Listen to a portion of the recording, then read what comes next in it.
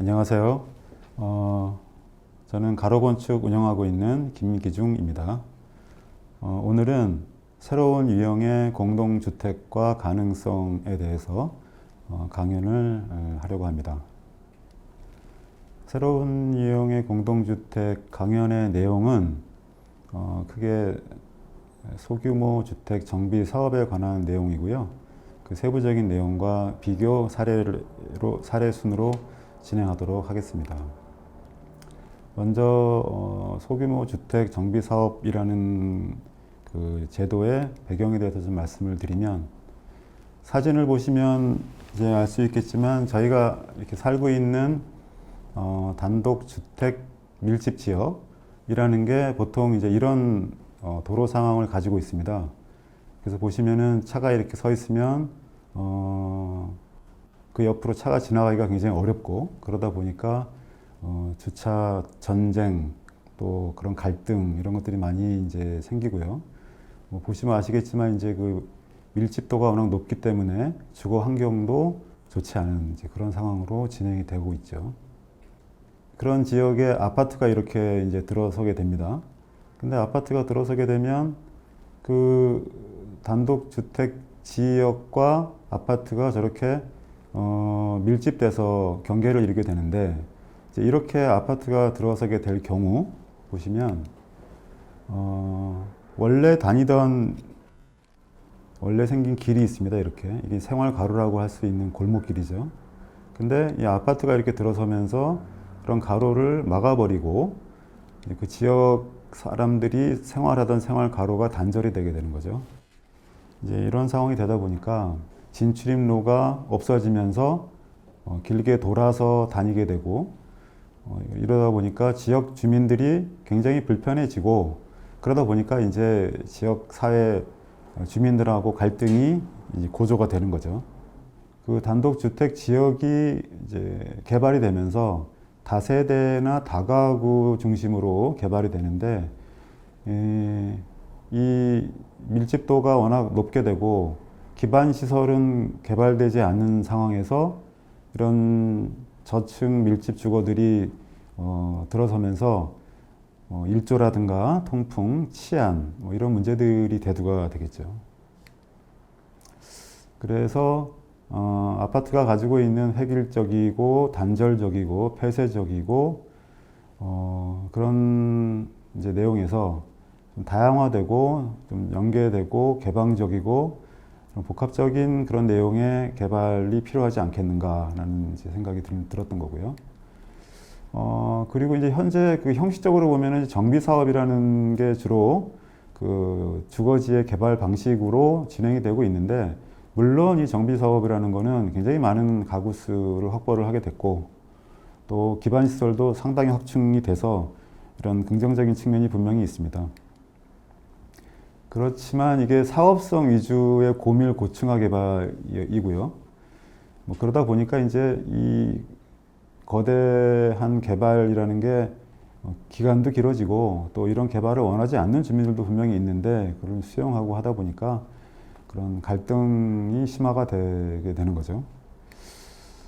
보시면 아직 숫자적으로도 보시면 분쟁이 많아지고, 분쟁이 생긴다는 거는 이제 사업 지연이 되고, 사업 지연이라는 거는 이제 사업비가 많이 발생하게 되고, 이제 이런 문제들이 이제 발생을 하게 되는 겁니다.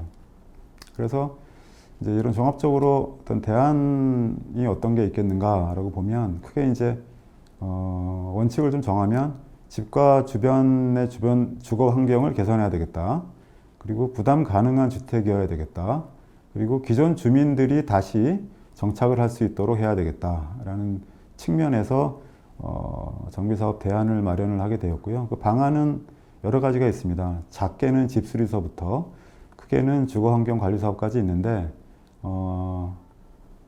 오늘 얘기할 거는 주로 이제 가로주택 정비사업이 중심이 될 것이고요. 그런데 이런 와중에 이제 여러 차례 그런 법이 정비가 되었었는데, 2018년도에 빈집 및 소규모 주택 정비에 관한 특례법이 생겼습니다. 그간의 여러 가지 그 정비 방식을 종합한 것이고요. 이 안에 이제 가로주택 정비 사업도 포함되게 되었고요. 그래서 목적은 사업 절차를 간소화하고 또 그 사업을 활성화하고 또 건축 규제 완화라든가 임대주택 관련된 거를 정하고 이런 내용들을 포함한 내용이 되겠습니다. 구성 체계를 보시면은 빈집 정비 사업하고 소규모 주택 정비 사업, 거기에 따른 사업 활성화 위한 지원 이렇게 있는데, 오늘은 소규모 주택 정비 사업하고 그에 따른 지원 이 내용을 중심으로 해서 말씀을 드리도록 하겠습니다. 먼저 자율주택 정비 사업입니다. 자율주택 정비 사업의 정의는 노후화된 단독주택 또는 다세대 밀집 지역의 주민들이 스스로 주민 합의체를 구성해서 개량 건설하는 사업을 말하는 겁니다. 사업지역은 노후 불량 건축물의 수가 전체 건축물 수의 3분의 2 이상, 단독주택 10호 또는 다세대 20세대 또는 단독 다세대 20세대 미만의 주민들이 할 수 있는 사업이 되겠습니다. 주민 합의체는 토지 등 소유자 2명 이상이 자율주택 정비 사업을 시행하기 위하여 토지 등 소유자 전원의 합의로 결정하는 합의체를 말하고요.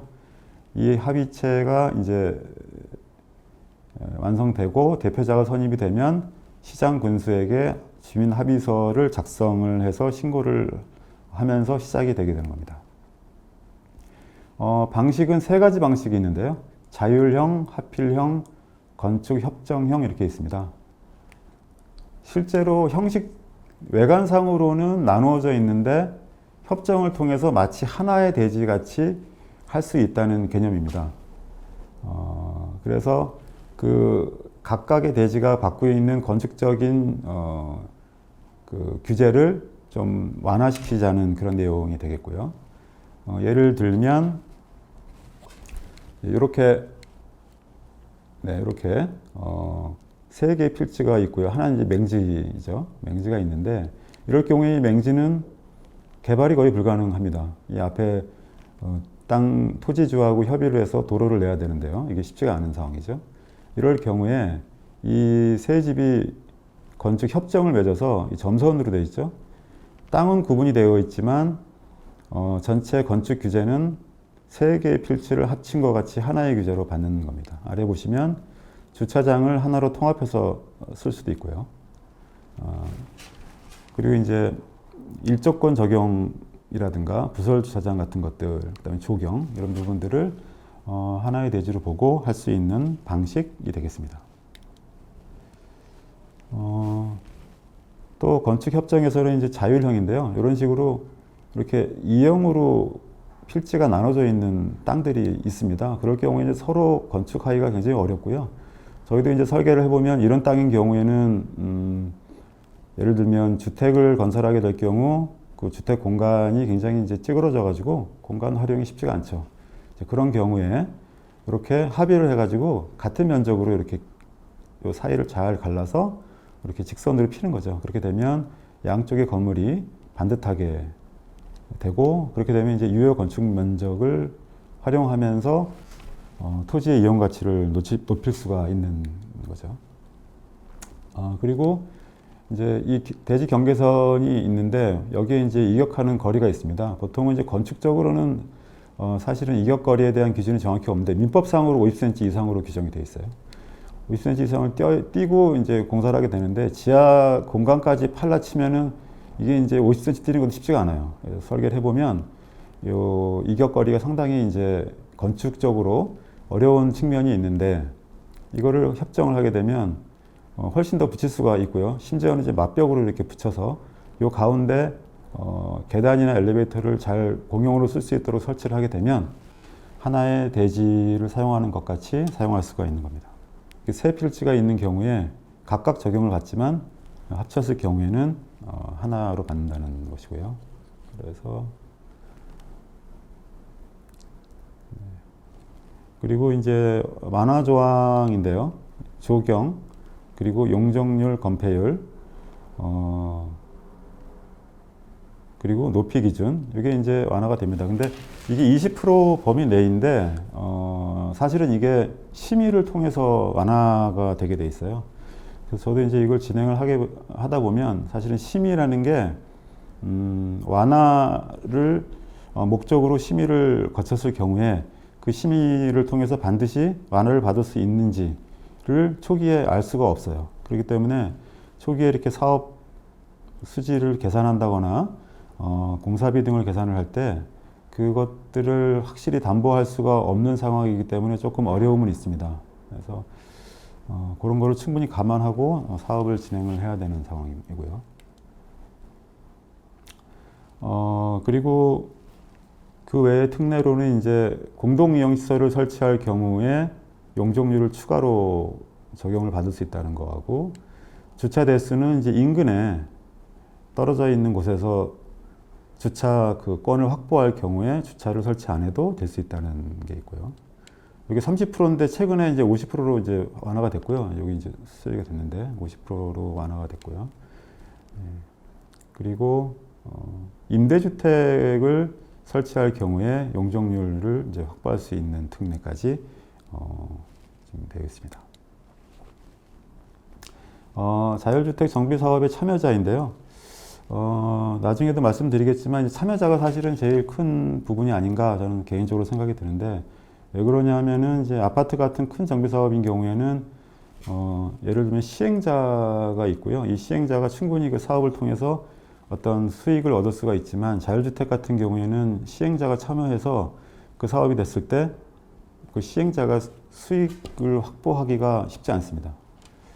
근데 반드시 설계자는 필요하고요. 시공자는 필요합니다. 감리자도 필요하고. 그래서 개인적으로는 설계자나 시공자가 시행 부분을 함께 하는 게 맞지 않나라는 생각을 하고 있습니다. 절차를 보면 주민합의체를 구성을 하고요. 협정위원회를 구성을 하고 인가를 신청을 하게 되고요. 주민합의체가 합의체 신고를 하고 심의를 받고요. 필요한 경우에. 그리고 사업시행 인가, 이게 건축 허가에 해당하는 거죠. 하고 착공, 준공 이런 식으로 진행하게 되어 있습니다. 다들 잘 아시겠지만 이제 심의는 필요한 경우에 통합심의를 하게 되겠고요. 통합심의는 건축법에 의한 심의와 국토의 이용과 계획 및 이용에 관한 법률에 의한 심의, 그 외에 이제 필요하다고 하는 심의를 합쳐서 하게 됩니다. 사업시행 인가는 이제 인가 신청을 하게 되고 60일 이내에 이제 허가를 받게 돼 있고요. 그다음에 준공 인가를 받게 되겠습니다. 그리고 이제 공공에 대한 지원인데요. 보시면 금융 지원인 경우에는 이제 융자를 해주는데, 보시면 금리 1.5%, 사업비 50% 내에서, 혹은 이제 총 사업비의 70% 내에서 융자를 하게 해주고 있고요. 매입 지원은 공공에서 일반 분양분에 대해서 면적 84제곱미터 미만인 경우에 매입을 해주게 되어 있고요. 진행 지원은 한국감정원하고 지적공사, 주택협회에서 이런 식으로 계략 설계와 지적 정리와 그다음에 사업자 선정 관련돼서 진행을 지원해 주도록 되어 있습니다. 요거는 지금 LH의 홈페이지에 나와 있는 진행 절차입니다. 보시면 아마 여러분들이 들어가서 그 홈페이지에 나와 있는 요걸 간단하게 정리된 걸 보시면 지금까지 제가 말씀드린 내용을 한 번에 잘 알아보실 수가 있을 겁니다. 다음은 가로주택 정비 사업입니다. 가로주택 정비 사업은 노후불량 건축물이 밀집한 가로구역에서 종전의 가로를 유지하면서 소규모로 주거 환경을 개선하기 위하여 시행하는 사업입니다. 여기서 가로구역, 그 다음에 가로를 유지하면서 라는 말이 굉장히 이제 중요한 키워드가 되겠고요. 가로주택 정비 사업의 개념인데요. 크게 이제 가로구역하고 가로주택 정비 사업 구역이 있습니다. 가로구역은 여기서 이제 10,000제곱미터 이하, 이게 이제 중요하고요. 물론 이제 심의를 통해서 혹은 조례를 통해서 면적이 확대될 수가 있다는 게 최근에 추가된 내용입니다. 내용이고, 도로 조건은 도시 혹은 군 계획시설 도로로 둘러싸인 지역, 해당 지역을 통과하는 도로가 설치되어 있지 아니할 것. 그림을 보시면 이렇게 회색으로 된 부분이 그 도로가 되겠고요. 통과도로가 없죠. 이 부분의 면적이 10,000제곱미터 이하인 경우 이 구역을 가로구역으로 할 수 있습니다. 근데 이제 최근에 해당 지역의 일부가 광장, 공원, 녹지, 하천, 공공공지, 공용주차장 또는 예정도로에 접한 경우에 해당 시설을 도로로 볼 수 있다는 규정이 있습니다. 제가 나중에 사례로 보여드릴 곳 중에 하나도 한 곳이 녹지로 되어 있어서 그 당시에는 가로구역으로 인정을 못 받았었는데 법이 바뀌면서 가로구역으로 인정을 받을 수 있는 사례가 있습니다. 그리고 가로주택 정비사업 구역은 가로구역 내에 있는데요. 가로주택 정비사업을 원하는 주민의 주택과 토지를 대상으로 합니다. 동의율은 80%고요. 이게 90%였다가 80%로 하향됐고요. 노후도도 이제 기준에 맞춰야 되고요. 그래서 최소 사업 규모는 단독주택의 호수와 공동주택의 세대수를 합쳐서 20세대 이상인 지역을 말합니다. 보시면 이렇게 색깔이 칠해져 있는 부분, 예를 들면 이 두 집은 사업을 원하지 않는다 그러면 이제 빼고 이렇게 사업을 할 수 있게 만든 거죠. 그 다음에 공동주택의 장점인 기반시설, 주민복리시설, 그 다음에 이제 주택의 수요 확보 이런 것들이 복합적으로 장점으로 활용할 수 있는 주택이다라는 내용입니다. 기대 효과는 주민의 의견이 각기 다르고 다양하기 때문에 그 의견들을 최대한 반영할 수 있다는 거고요. 그리고 지금 가로주택의 또 가장 큰 특징 중에 하나인 종전에 내가 이제 재건축을 하게 되면 내 집이 하나면 하나의 집을 분양받게 되어 있는데 가로주택인 경우에는 하나의 집을 가지고 있는 사람이 최대 주택 3개까지 분양을 받을 수가 있어요. 그래서 하나의 집을 가지고 있는 사람이 한 집에 살고 두 집은 세를 놓을 수가 있는 거예요. 그게 이제 그 임대 수익 구조, 특히 이제 나이 드신 분들이 큰 집을 가지고 있고 1층, 지하층이나 1층에 세탁소나 이런 작게 세를 놓고 사는 분들이 그대로 그 수익 구조를 유지할 수 있기 때문에 그동안 그것 때문에 그 개발을 반대했던 분들도 개발에 찬성할 수가 있는 여지를 준 제도라고 할 수 있습니다. 그리고 기반시설은 이제 블록 단위로 개발을 하기 때문에 현재 그 지역의 그 블록들을 조사를 해서 기반시설 내용들을 파악하고 그 기반시설의 보충을 통한 그 내용들을 확보해서 기반시설을 확보할 수가 있는 제도가 되겠고요. 그 다음에 이제 공공의 지원도 있기 때문에 상당히 활성화가 될 수 있는 그런 제도라고 할 수 있겠습니다. 이거는 이제 저희가 예전에 R&D 영역을 수행하면서 만들었던 그 가로주택을 개발할 경우에 그 대응하는 방식에 대한 약간 예시가 되겠습니다. 보시면은 만약에 이런 가로가 있을 때 방식이 정비사업형이 있고 그 다음에 이제 개별 신축형이 있을 수가 있어요. 아까 말씀드렸지만 이런 정비사업형이라는 거는 결국은 이제 이 전체를 다 개발하는 건데 예를 들어서 이렇게 두 세대가 원하지 않았을 경우에 이제 갈등이 생기기 시작합니다. 수용을 하거나 아니면 기간이 길어지는 거죠. 그럴 경우에 이제 이렇게 개발할 수가 있는 거고 개별 신축형인 경우에는 이제 이렇게 여러 집이 생기게 되는 거죠. 공사비도 많이 들 뿐만 아니라 이제 각 집의 환경이 안 좋아지는 거고요. 하지만 가로주택을 할 경우에는 이제 보시면 가운데 이렇게 공간이 생기게 되죠. 이런 부분들을 중정이라든가 이런 녹지 공간으로 활용을 할 수가 있기 때문에 훨씬 더 이런 주거 환경은 좋아지게 되겠습니다. 아파트하고 비교를 좀 해보면 실제로 이제 요거는 나중에 말씀드리겠지만 북가자동에 저희가 이제 한번 그 설계를 해본 안이 되겠고요. 요 그림이 아마 저희가 또 R&D 영역하면서 만들어낸 그림인데 지금 가로주택 정비사업 소개할 때 그림이 많이 이제 다니는 걸로 알고 있습니다. 이렇게 아주 거대 규모의 1000세대, 2000세대짜리 아파트를 하게 되면요. 이게 이제 아파트 내에 사는 사람은 굉장히 좋고 실제로 이 바깥에 사는 사람들은 굉장히 암울합니다. 이게 이제 담장으로 둘러싸여 있기 때문에 이 부분을 사람들이 걸어 다닌다고 생각하면 그렇게 유쾌하진 않죠. 근데 이제 가로주택이라는 거는 이제 이런 기존의 골목길을 그대로 살리고 가로에 생활 편의 시설들이 있기 때문에 항상 이제 불이 켜 있고 사람들이 있고 사람들을 만나게 되고 이제 이런 장점들이 있게 되겠습니다. 그리고 정비계획 수립을 안 하고 추진위원회를 구성하지 않기 때문에 훨씬 더 사업이 간단해져서 심지어는 이제 한 이 정도 8년 6개월 뭐 이상 걸리는데 2, 3년으로 줄어들게 되죠. 사업 기간이. 1가구 1주택, 1가구 3주택. 그리고 이 가로주택 정비 사업의 활성화 방안이 그동안 이제 공공에서 많이 나오게 됐는데 왜 활성화를 하게 됐냐면 사실은 처음에 가로주택 정비 사업이란 제도가 만들어졌을 때 활성화가 되지를 못했어요.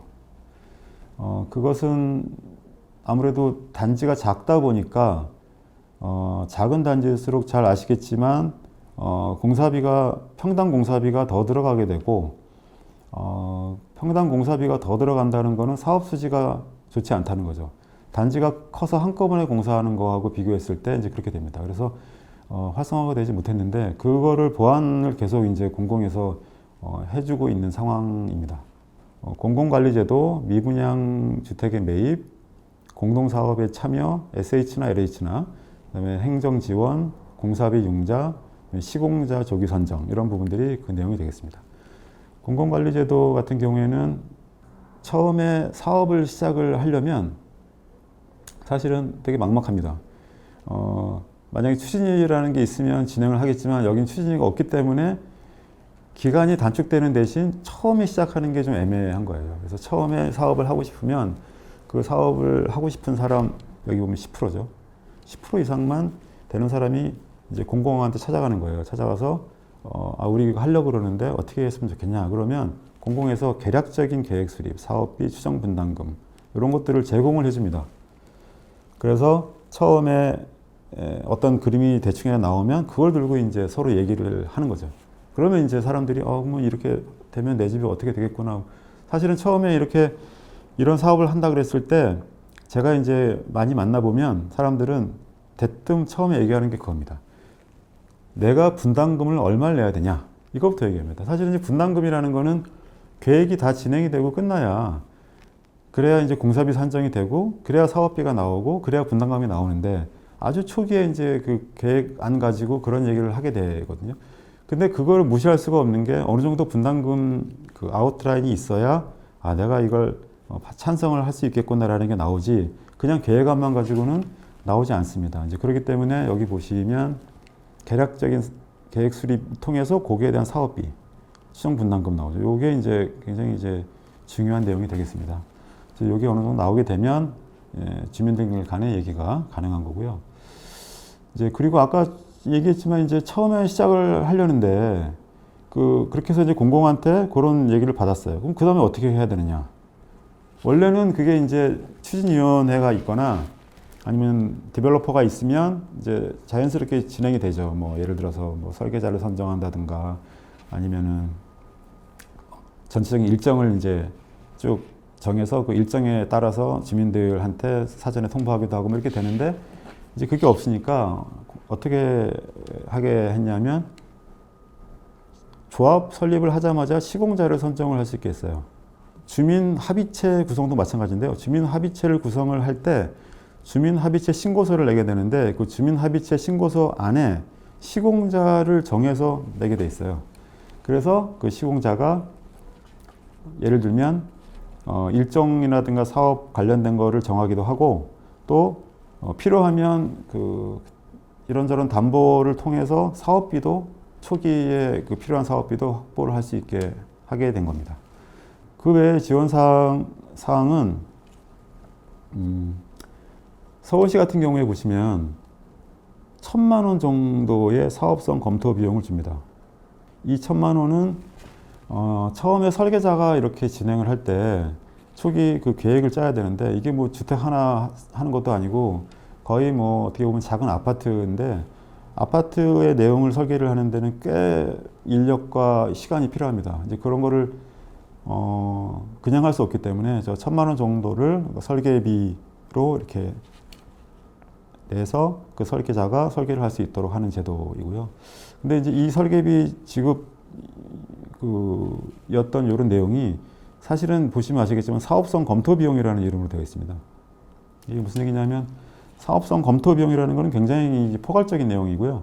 설계비로 줄 수도 있고 어떤 시행사가 그냥 내가 사업성 검토를 해볼게 했을 때 그 시행사가 할 수도 있고 아니면 시공사가 그 사업성 검토를 해볼게 해서 할 수도 있는 내용이라 그럴 경우에는 이게 사실은 좀 애매하게 쓰여지는 경우가 있습니다. 그래서 조금 더 이런 내용에 대해서는 규정을 좀 져서 진행을 하면 좀 낫지 않을까 개인적인 생각이고요. 융자비 지원은 공사비의 40% 이내에서 최고 30억 이내에서 금융 지원이 가능하고요. 공공임대주택 매입은 전용 85제곱미터 이하의 미분양 주택인 경우에 시에서 매입하거나 공공임대주택으로 활용을 할 수가 있습니다. 서울시의 가로주택 정비사업 사례가 크게 두 가지가 있었습니다. 동도연립하고 면모구성. 동도연립은 지금 이제 준공이 됐고요. 면모구성은 이제 아직 준공이 안 된 걸로 알고 있는데요. 그런데 이제 최근에 조사를 해보면 이렇게 63개소의 가로주택 정비사업이 진행이 되고 있습니다. 이제 그동안 활성화 방안, 지원 방안들이 추가로 계속되면서 가로주택 정비사업이 활기를 띠고 있는 걸로 알고 있습니다. 다음은 소규모 재건축 사업인데요. 소규모 재건축 사업은 사실은 이제 이게 아파트 다름없는데요. 면적 10,000제곱미터 미만인데 200세대 미만인 경우에 아파트를 건립하는 겁니다. 이건 역시 기존의 정비 사업과 다르게 기간을 이제 단축시켜서 간소화시키는 내용이고요. 보시면 주민합의체 신고로 가능하고요. 조합 설립을 할 수도 있고요. 이렇게 추진이 없고요. 이렇게 해서 심의를 거쳐서 사업 시행 인가를 받을 수 있게 한 제도가 되겠습니다. 가로주택 정비 사업이 아니라 규모가 큰 경우에 이제 할 수 있는 사업이 되겠습니다. 그래서 이 세 가지 제도를 좀 비교를 해봐서 정리를 좀 해볼 텐데요. 보시면은 단독 다세대 연립주택을 스스로 개량하는 게 자율주택 정비 사업. 가로 구역에서 종전 가로를 유지하면서 주거 환경을 개선할 수 있는 게 가로주택 정비 사업. 그리고 정비 기반 시설이 양호한 지역에서 소규모로 공동주택을 재건축할 수 있는 사업, 공동주택을 대상으로 한 경우가 소규모 주택 재건축 사업이 되겠습니다.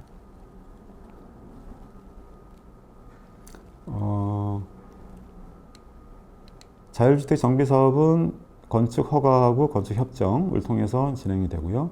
가로주택 정비 사업하고 소규모 주택 재건축은 사업계획 승인을 통해서 진행이 되도록 되겠습니다.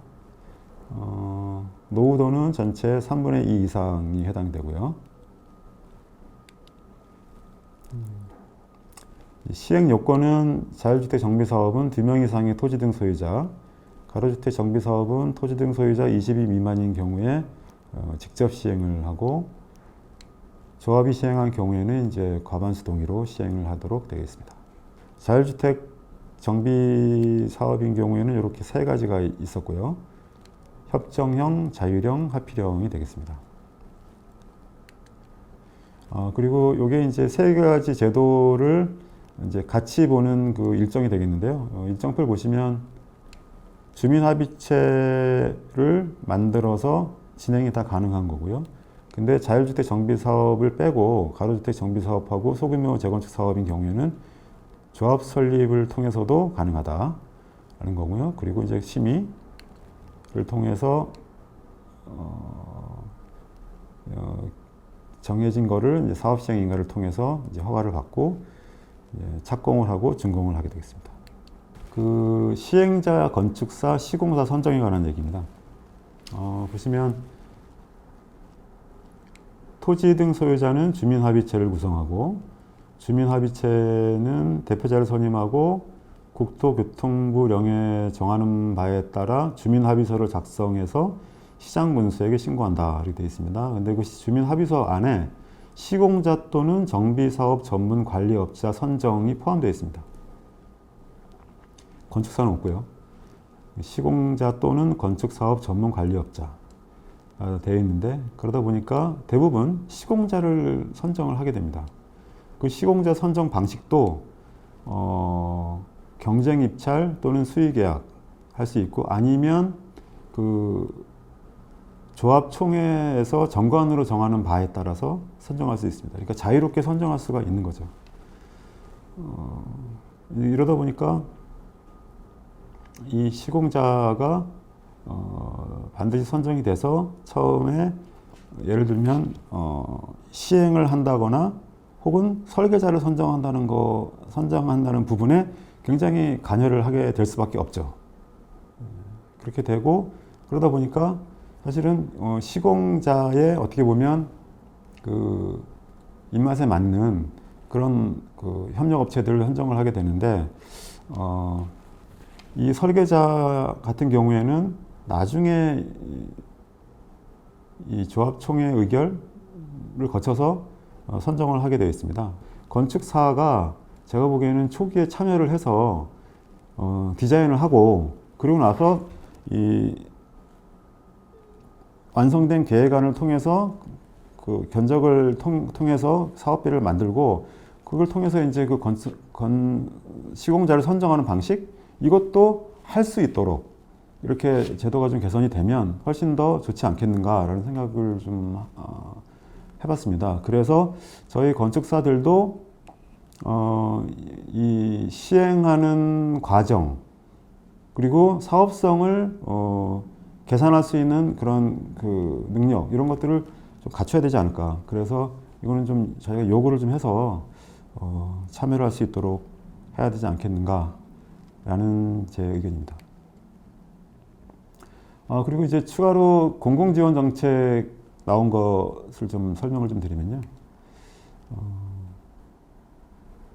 초기에 이제 그 감정원을 통해서 사업성 분석을 하게 된다는 거고요. 그 다음에 소규모 정비 임대 리츠 설립을 해가지고 그 리츠에서 사업비를 이제 지원을 해줍니다. 그래서 총 사업비의 50%, 연리 2.5%, 1.5%에서 사업비를 지원을 해주고 있고요. 그리고 이제 좀 필요한 부분이죠. 이주비 융자 지원. 허그 통해서 저리의 융자도 가능하고요. 그리고 또 이제 좀 저희가 이제 좀 주목할 부분인데요. 뉴딜 사업지에서 소규모 정비 사업을 실시하는 경우 소규모 정비 사업의 신축 건물 저층부에 어린이집, 마을도서관 등 공동 이용 시설을 건설하거나 공용 주차장을 공급하고 해당 부분에 대한 건설비를 뉴딜 사업비에서 지원한다. 무슨 얘기냐면 주차장이나 공동 이용 시설을 포함시킬 경우에 거기에 건축비는 지원을 해준다는 거죠.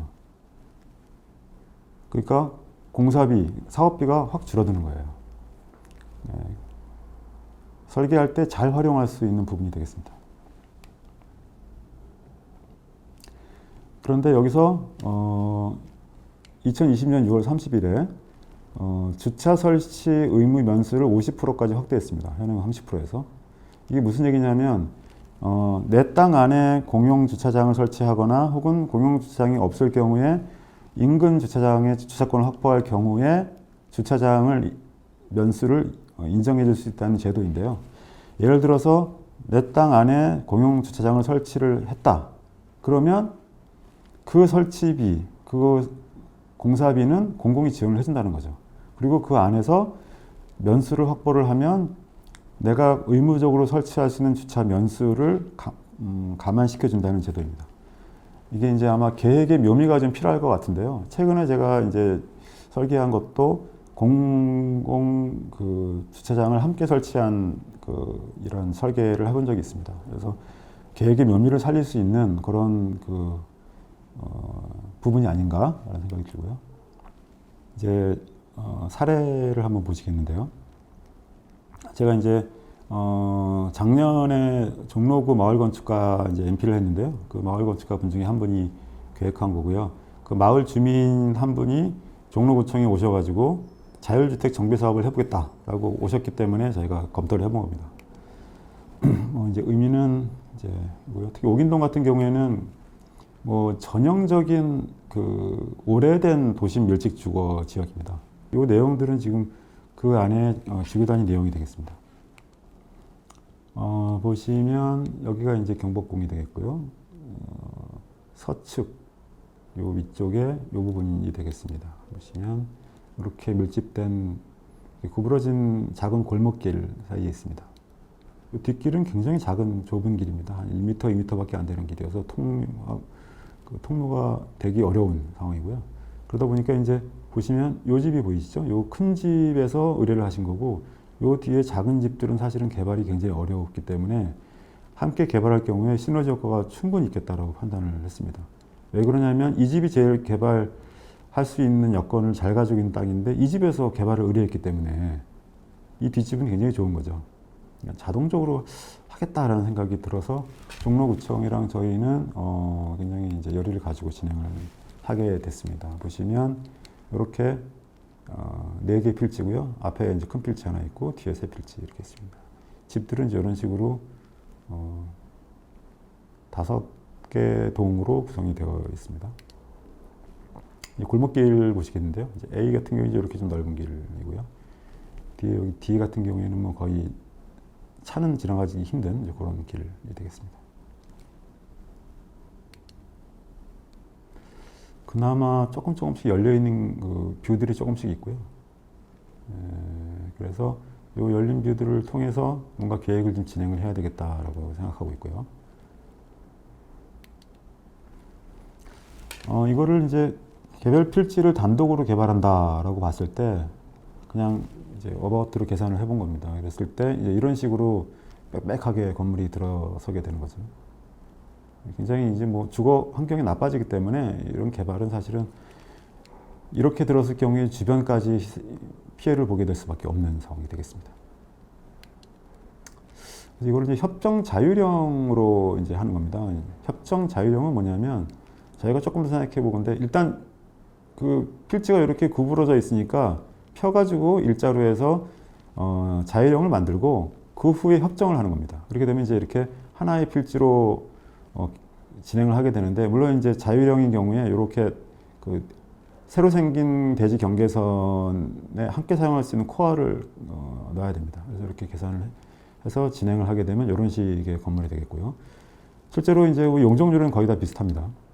그리고 협정에서 합의를 하는 겁니다. 이 경우에는 이제 하나의 대지가 되기 때문에 충분히 그 전 세대가 같이 쓰는 마당 공간을 만들어서 환경을 더 좋게 할 수가 있는 거죠. 지금 보시면 이게 3층형인데 심의를 거치지 않고 진행할 수가 있는 상황이 되겠습니다. 비교를 해보면 뭐 당연히 협정 합의령이 가장 환경이 좋고요. 그리고 이제 이건 심의를 거쳐서 4층으로 완화받을 경우에 이제 방안인데 충분히 협정 자율형으로 했을 경우에 코어를 이렇게 경계해 놓고 하게 되면 훨씬 더 큰 마당을 만들 수가 있습니다. 당연히 이제 높이 올라가니까 충분히 이제 일조가 잘 들어오는 부분에 마당을 놓을 수가 있는 것이죠. 협정 자율형으로 했을 경우에도 이제 이렇게 큰 마당을 만들 수가 있는 거죠. 협정 합의령인 경우에는 이제 이렇게 훨씬 더 설계 조건이 좋아지면서도 외부 공간을 만들어낼 수가 있는 겁니다. 네, 이렇게 방향을 반대로 해서 만들 수도 있고요.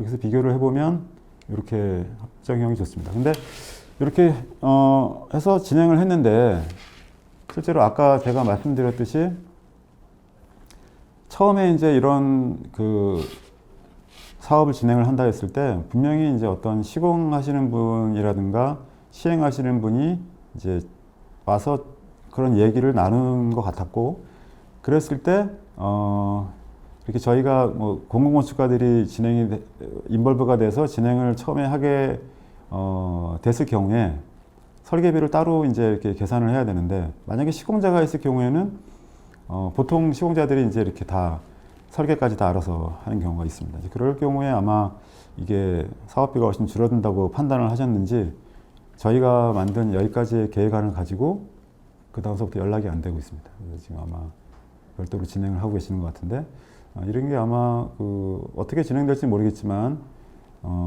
초기에 인벌브 되는 부분에 대해서 그 설계자가 참여할 수 있게 해 주시면 이런 부분들이 좀 없어지지 않을까 생각을 하고 있습니다.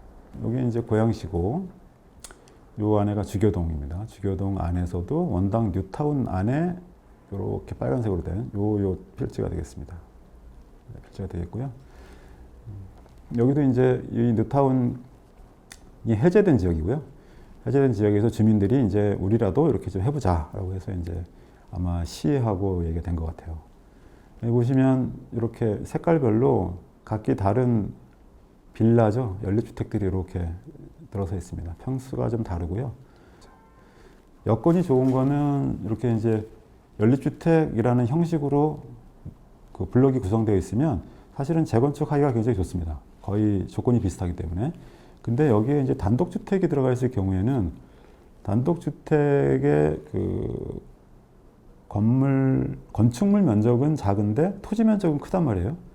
그리고 이제 연립주택은 토지 면적은 작은데 또 집 면적은 상대적으로 크단 말이에요. 이제 그럴 경우에 이제 그걸 계산하는 게 이게 쉽지가 않습니다. 그리고 위치라든가 나중에 이제 이걸 받을 때 문제 이런 것 때문에 단독주택을 포함하는 게 갈등이 많이 생기는 경우가 좀 있는데 여기 같은 경우에는 이제 그렇지 않다는 거. 그래서 진행이 쉽고요.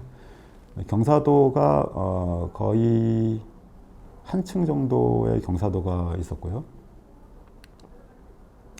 도로 현황은 상당히 양호한 편입니다. 그다음에 이제 세대 소유주를 구분을 했고요. 저희가 이제 세대 소유주는 당연히 구분을 해야 되고요. 만약에 설계자가 초기에 인벌브돼서 진행을 했을 때 각 세대 현황을 파악을 당연히 해야 됩니다. 구청과 함께 해야 되고요. 파악한 이후에 이제 건축주를 만나야 됩니다. 그래서 이제 이 건축 사시는 분들하고 상당히 많이 소통을 해야 되는데 그러려면 이런 내용들을 잘 가지고 있어야 된다고 생각이 들고요. 그리고 이제 최근에 LH 참여형으로 된 가로주택 정비 사업이 이제 많이 진행이 되고 있는데요. 이것도 꼭 초반에 검토를 해야 되는 부분 중에 하나가 되겠습니다.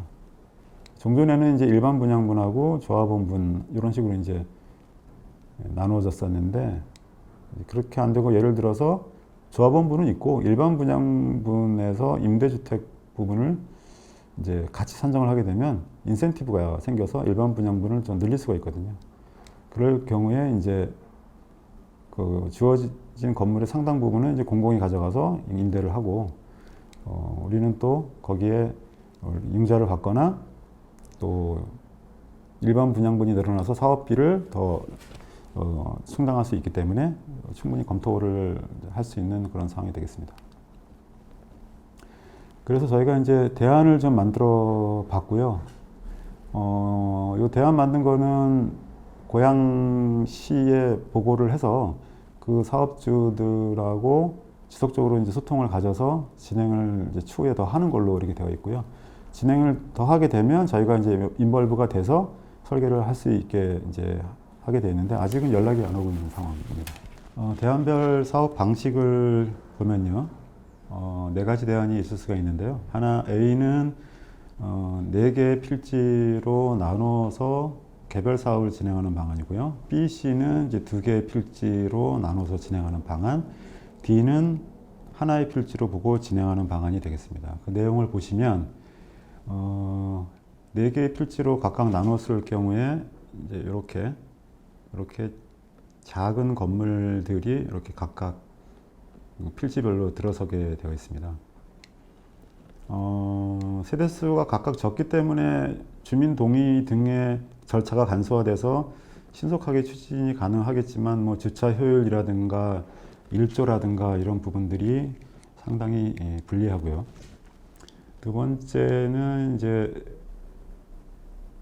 두 그룹으로 묶어서 진행하는 방법인데요. A 방안보다는 좀 나을 수 있겠지만, 그렇지만 결국은 요 대지 경계선으로 인해서 이런 부분들이 생기고요. 두 번째 방안은 이제 이렇게 세인 빌라를 별도로 하고 해서 2개로 진행하는 방안이고요. 이렇게 됩니다. 근데 이제 이걸 하나로 보고 진행을 할 경우에는 저희가 이제 계획안은 세부적으로는 안 실었는데 실제로 여기가 이제 한 계층이 그 경사가 있기 때문에 지하 주차장인데 마치 1층 같이 보이는 지하층을 만들 수가 있고 그 부분에 주차장을 설치하고 가로가 면하는 부분에 생활 편의시설을 설치해서 가로 공간 활성화를 도모한다면 충분히 아파트 단지 못지않은 그런 아파트를 만들 수가 있습니다. 그래서 비교를 해보면 D 부분이 가로주택 정비 사업에 해당이 다 되는데요. 가로주택 정비 사업으로 돼서 경관적인 측면, 외부 공간, 일조, 주차 효율, 사업 환경, 세대수 확보, 사업비 모두 다 타 대안에 비해서 월등하게 좋은 것으로 알 수 있습니다. 그래서 이 D 대안을 좀 보시면 용적률 243%고요. 실제로 이제 세대수는 23평이랑 27평으로 했을 때 84, 90이 나오는데 저희가 아직 특별 분양, 일반 분양분을 얼마까지 할지는 아직 정하지 못했습니다. 이 부분은 아마 주민들하고 협의가 좀 더 필요할 거고요. 그랬을 때 이제 174세대가 나오게 됩니다. 그러니까 사실은 이 사업수지 분석표를 저도 사실 건축사이지만 사업수지 분석표를 만들어 본 적은 한 번도 없습니다. 당연히 이거는 디벨로퍼, 시행자가 주로 만드는 거고요.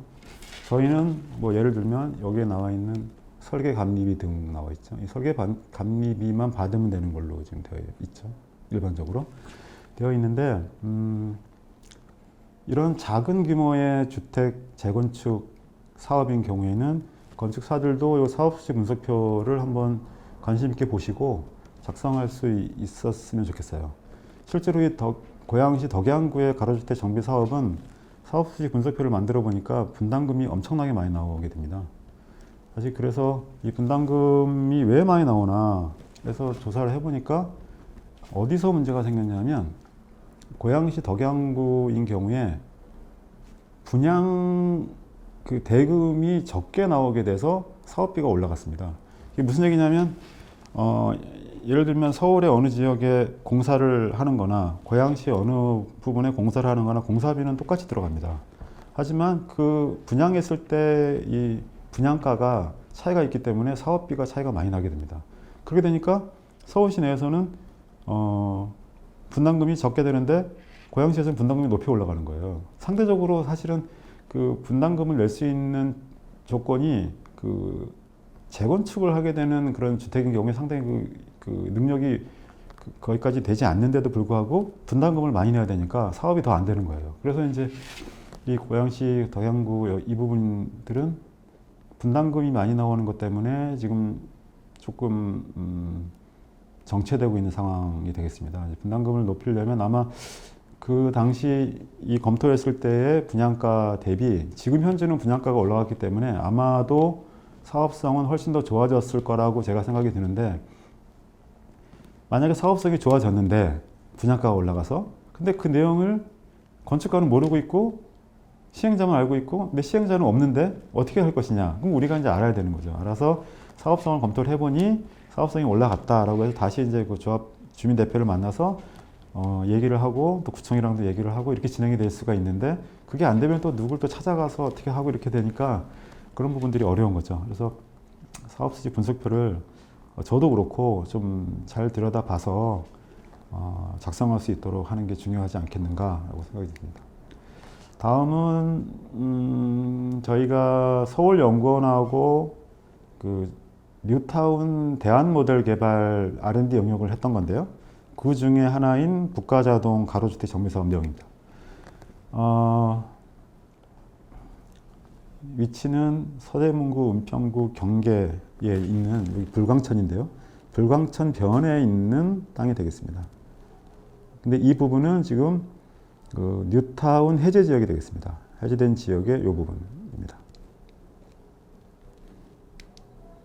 네, 보시면 전형적인 단독 주택지 밀집 지역이 되겠습니다.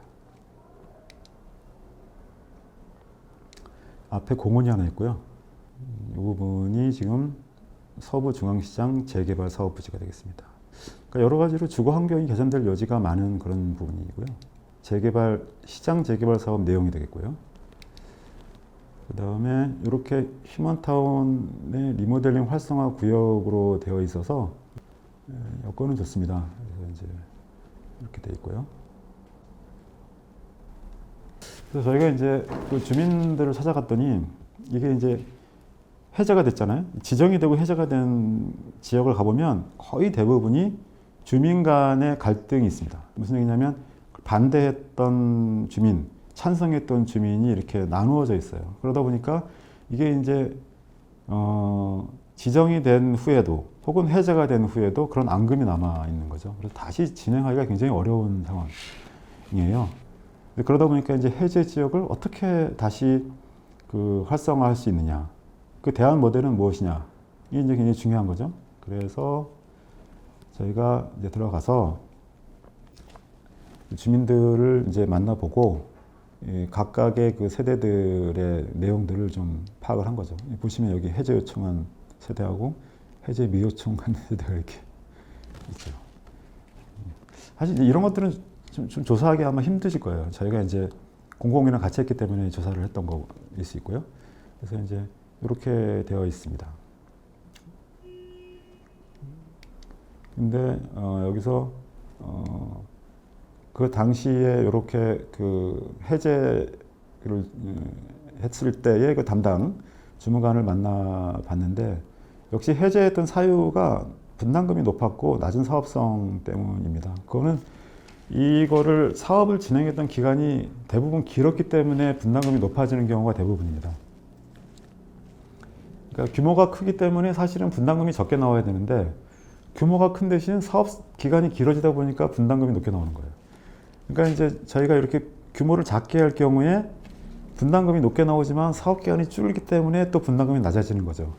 이제 그거는 이제 잘 따져서 이제 해야 되는데요. 그리고 이제 임대 수익 구조가 어렵다는 거는 여기 계시는 그 단독주택지에 사시는 분들을 만나보면 어떤 분은 할머니 혼자 사시더라고요. 큰 주택에. 근데 이 할머니가 대출로 한 3천만 원 정도의 대출을 받고 있고 그리고 이제 그 단독주택 1층에 가게 두 개에서 굉장히 낮은 그 월세를 받고 계세요. 근데 이 할머니는 그 삶을 유지하기 위해서 뭐 봉투도 붙이고 이렇게 사신다고 하더라고요.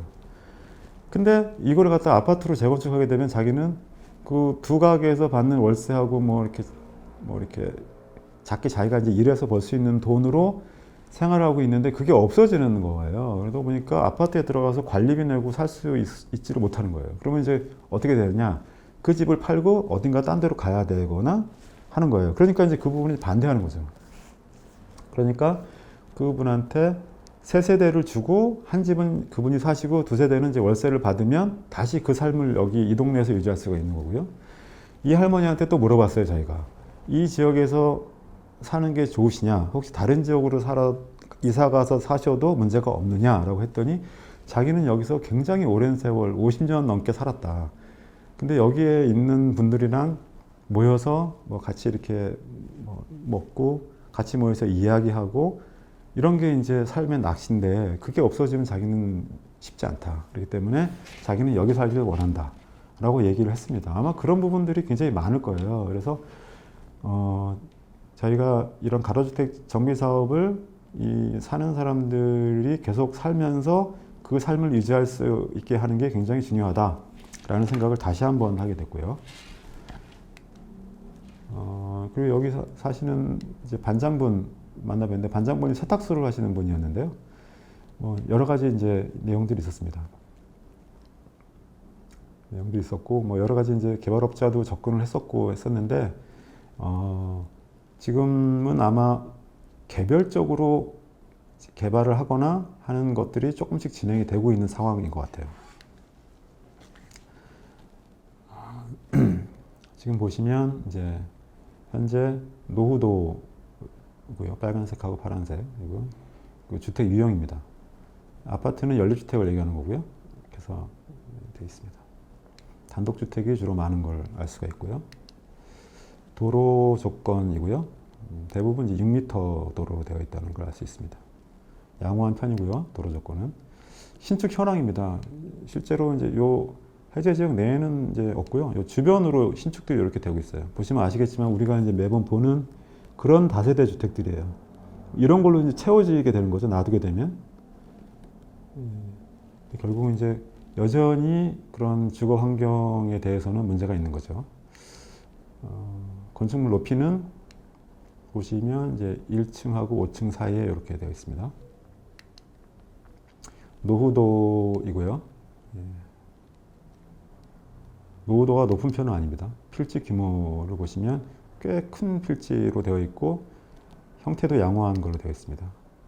각 구역별로 이제 건물들을 저희가 이제 쭉 검토를 해보면 A 지역은 사실은 신축은 아니더라도 최근에 지은 건물들이 꽤 많습니다. 그리고 이 천변으로 뭔가 이렇게 카페 거리 같은 게 구성이 되어 가고 있는 상황이라서 A 지역을 사실은 재건축하기는 쉽지 않은 상황이고요. B 구역은 필지가 정형화되어 있지 않고 C 구역인데요. C 구역은 이렇게 다세대가 굉장히 많이 들어서 있는 상황입니다. 그러니까 여기는 아마 재건축을 원하지 않을 거고요. 그리고 D 구역은 굉장히 큰 단독주택들이 있습니다. 단독주택이 큰 집이 있는 상황이고 E 구역은 이제 소형 필지들이 되어 있고 노후화된 단독주택이고요. 그 다음에 이 건너편에 이런 부분들은 공지로 나중에 이제 공공에서 기반시설 같은 것들을 확보할 수 있는 그런 땅이 되겠습니다. 그래서 이 전체 구역을 보면 저희가 이제 공공에서 하는 거기 때문에 각각의 개발 방식을 별도로 해서 진행을 할 수 있겠다라는 겁니다. 그래서 A는 카페거리 조성하고요. D는 맞필 합벽. 그 다음에 B는 합필. 그 다음에 E는 합필, 유도. 이런 식으로 하고요. 저희 대상지는 가로주택 후보지로 해서 진행을 하면 되겠습니다. 대상지의 지번 분포가 되겠고요. 지번 정보가 되겠습니다. 그래서 여기를 이제 지금 시뮬레이션을 해보면 현황은 이런 식으로 이제 건물이 들어가 있습니다.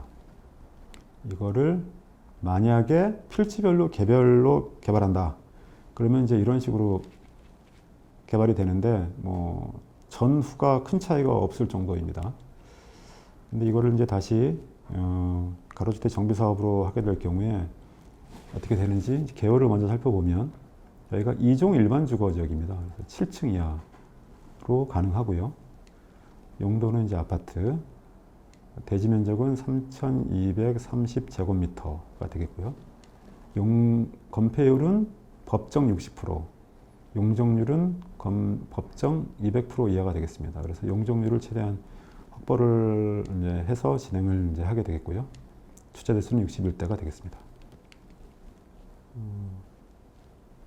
세대는 분양용, 임대용으로 나눠서 67, 82, 그 다음에 원룸 타입으로 해서 이렇게 진행을 하게 되겠고요. 1층 부분에는 이런 식으로 주민 이용 시설들이 주로 진행이 되고요. 지하 주차장을 이제 이쪽으로 진입하게 됩니다. 그리고 그 위층에서는 이쪽 부분에 8, 2, 6, 7 타입을 하고요. 원룸을 위쪽에 배치를 하는 형태가 되겠습니다. 이렇게 해서 이렇게 시뮬레이션 해보면 이런 식으로 진행이 되고요. 이거를 디자인을 좀 해보면 이런 식이 됩니다. 이게 이제 여러분들이 많이 보시는 가로주택 정비사업, 뭐 길라잡이라든가 이런 데 나오는 그림이고요. 저희가 이게 부가자동을 대상으로 한 시뮬레이션이 되겠습니다. 일부러 저희가 이렇게 좀 다르게 디자인들을 했어요. 이게 왜 이렇게 디자인했냐면 이게 주민 참여형이기 때문에 아마도 면적은 같아도 그 방의 개수라든가 그 타입이 다를 거라고 생각이 되고요. 그래서 그걸 다양하게 설계를 할 수 있다라고 생각을 했기 때문에 그랬고요. 그리고 이거를 갖다가 이 주변이 다 단독주택지인데 여기를 하나로 된 얼굴을 하나를 가진 아파트로 디자인하기보다는 분절을 시켜서 다양한 얼굴을 가진 그런 디자인된 그런 어떤 새로운 유형의 공동주택 이런 걸로 좀 보여야 되겠다라고 생각을 해서 이렇게 디자인을 한 겁니다. 그래서 보시면 이렇게 지붕 부분이 옥상으로 되어 있는 부분도 있고 꼭대기층을 이렇게 박공지붕 만들어서 약간 특화시키는 부분도 있다라는 걸 좀 보여주는 겁니다. 다양하게 디자인을 할 수 있다라는 것들을 좀 보여주는 거고요. 그런 측면에서의 그림입니다. 여러분들이 이걸 보실 때 참고하실 때 이제 그런 내용이 있었다는 것을 좀 보시고 참고를 하셨으면 좋겠고요. 저희가 이제 사업성 분석을 사실은 해봤는데 사실은 이 사업성 분석은 시공자가 인벌브가 되기 전에 사업성 분석입니다. 그래서 공공이 이런 건물을 지을 때 그 책정된 공사비가 있습니다. 그걸 기준으로 한 거고요. 실제로 저희가 분담금 없이 진행을 하고 싶었는데 분담금이 나왔어요. 그래서 이제 그 분담금 내용을 각 그 세대별로 말씀을 드렸더니 분담금이 있으면 못한다는 분들이 굉장히 많았습니다. 그래서 그 주민들 다 모아놓고 설명을 했을 때 그 분담금을 아예 정말 조금이라도 내기 어렵다라는 분들이 워낙 많이 계셔가지고 분담금 없이 진행하는 게 힘든데 라고 이제 하고 다시 한번 계산을 해보다가 결국은 이제 이게 그 사업을 할지 안 할지는 결정이 안 됐고 이 연구 영역은 여기서 마무리가 되고 그분들한테 더 생각해 보시라고 하고 이제 끝난 그런 상황이 되겠습니다. 예, 중량구 면복동 가로주택 정비 사업입니다. 이거는 실제로 진행이 됐던 프로젝트이고요. 이 프로젝트를 소개하게 된 거는 이 사업을 진행을 하고 계시는 건축사께서 저한테 그 자문을 받으러 오게 된 상황이 됐습니다. 그래서 이제 공공에서 공공건축가 자문위원으로 저를 추천을 하게 됐고 제가 이걸 자문을 하게 됐고요.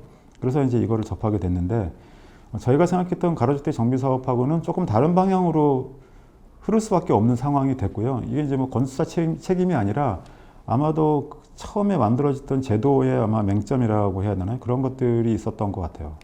면목동이고요. 2종 일반 주거 7층 이하의 부분입니다. 대지 면적은 1418제곱미터이고요. 연면적은 3000제곱미터 정도입니다. 용적률은 지금 199.97, 건폐율은 49.61에서 실제로 이제 최대한 확보를 한 상태입니다. 건물은 지금 지하 1층, 지상 7층이 되겠습니다. 이제 이렇게 된 기역자, 니은자죠. 니은자 건물이 요 대상지고요. 옆에 공원이 있기 때문에 상당히 그 조건은 좋습니다. 이쪽이 정북이고요. 남쪽이고. 미음자로 설계가 되어 있습니다. 가로주택인데 가로에 대한 배려가 전혀 없는 가로주택입니다. 지금 보시면 이제 이게 가로인데요.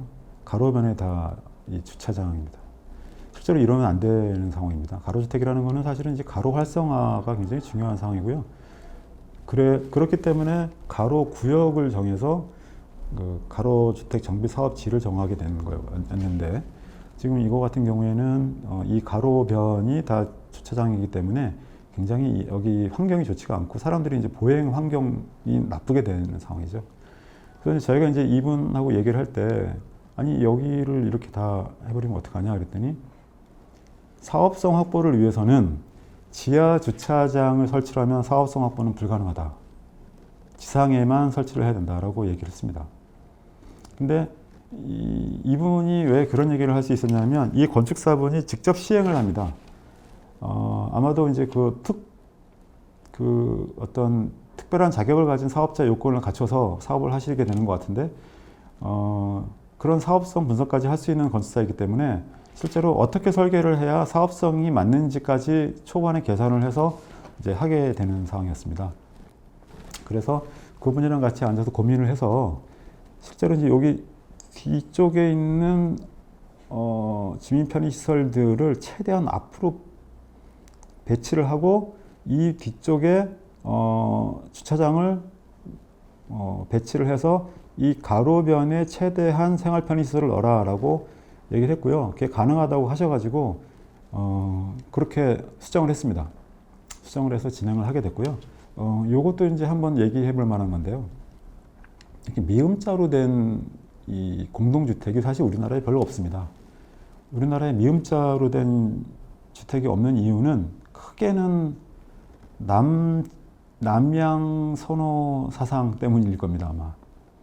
집이 남양을 면해야 된다라는 그 조건 때문에 사실은 미음자로 된 집인 경우에 남양을 면하지 않는 집이 생기기 마련이고요. 그랬을 경우에 이제 이런 조건이 생깁니다. 그래서 이 미음자 집인 경우에 이 북향을 향한 부분들에 대한 조건이 그렇게 좋지 않습니다. 하지만 아마 이 부분의 세대수를 채우기 위해서는 어쩔 수 없이 아마 이렇게 배치가 된 걸로 알고 있습니다. 그래서 사실은 미음자 집이 여러 가지로 그 향은 좋지 않지만 실제로 밀도를 높일 수 있기 때문에 그 이런 작은 공동주택의 대안이 될 수가 있는데 이것들을 좀 계획을 조금 더 여러 가지 방법들을 통해서 주거 환경을 좋게 할 수 있는 북쪽 부분에 주거 환경을 좋게 할 수 있는 방안도 좀 고민을 해봐야 되지 않을까라고 생각이 듭니다. 그래서 저희가 이제 뭐 파티오를 설치한다든가 뭐 여러 가지 방안들을 생각했던 적이 있었는데 그런 부분들은 좀 건축사들이 나서서 개발을 좀 해야 되는 부분이 아닐까라고 생각이 듭니다. 제가 이제 사실은 이런저런 심의나 자문을 하게 되면 이런 식으로 된 인면을 굉장히 많이 보게 됩니다. 언제부터 이런 인면들이 그렇게 많이 퍼졌는지 모르겠는데 이게 이제 두 가지 돌로 이루어진 인면입니다. 근데 아마도 이게 이제 이런 정도의 주택을 많이 건설하는 시공하시는 분들이 굉장히 편리한 방식인 것 같아요. 이거를 이제 조금 다른 재료로 얘기를 하면 굉장히 그 좀 어려워하시는 분들이 있는데 이게 약간 천편일률적이다라는 생각이 좀 들고요. 그래서 이런 인면도 지금 제가 얘기를 해서 좀 바꾸려고 노력을 했는데 잘 안 됐는데요. 특별히 많은 건축사들이 저런 인면 개선 작업에 대해서도 이런 작은 공동주택인 경우에 굉장히 많이 노력을 좀 해서 보급을 해 나가야 되지 않을까. 특히 최근에는 이제 많은 분들이 아마 참여를 해서 좋은 건물이 많이 나오고 있는데요. 인면에 대해서는 조금 더 고려를 해봐야 될 것 같습니다. 네, 이건 다른 면이 되겠고요. 네, 요거는 지금 오늘의 마지막 사업수지 분석표입니다. 이 사업수지 분석표는 제가 서울시에서 그 사업수지 분석표 대상으로 자문을 했었고요. 여기 보시면 잘 안 보이시겠지만 사업 손익이 0으로 되어 있습니다. 이게 무슨 얘기냐면 분담금이 없는 사업수지 분석표입니다. 이거는 분담금이 없이 사업수지 분석표를 만들어 왔고요. 이거의 조건은 사실은 보시면 서울시에서 하고 허브에서 이 대출을 굉장히 저리로 해주는 게 조건이 되겠습니다. 금융비용을 적게 해서 했을 경우에 분담금 제로의 사업수지 분석표를 만들어 온 겁니다. 이건 이제 직접 그 건축사분이 만들어 오신 이제 거고요. 그래서 저희도 이 사업수지 분석표를 조금 관심 있게 보고 이제 이 설계안하고 연계해서 사업수지 분석표 내용을 조정할 수 있으면 아마도 주민과의 면담이라든가 사업의 실제적인 진행에 상당히 도움이 될 거라고 생각이 듭니다. 네, 이상으로 오늘 강연을 마치도록 하겠습니다. 감사합니다.